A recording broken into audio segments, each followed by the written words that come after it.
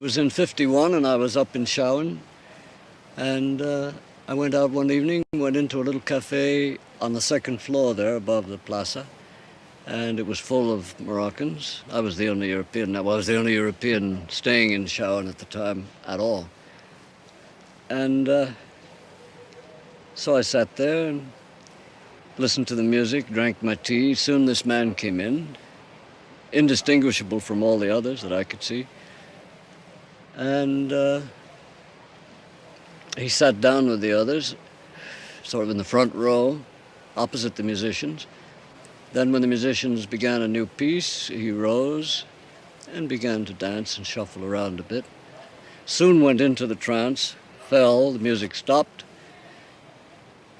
The musicians began a completely different piece, different drum rhythms, and he began moaning and moving about on the floor, slowly got up, began dancing again, but a different rhythm, suddenly pulled out a long knife, and in rhythm in time with the drum beats, began slashing himself in a formal fashion, beginning at the wrists, this way, up and down his arms. When he finished with his arms, and they were completely bloody, he wiped them over his face so he could paint his face red. Then he did the same with his legs up to the knees, on the backs. The mole, the fat part of the back of the leg.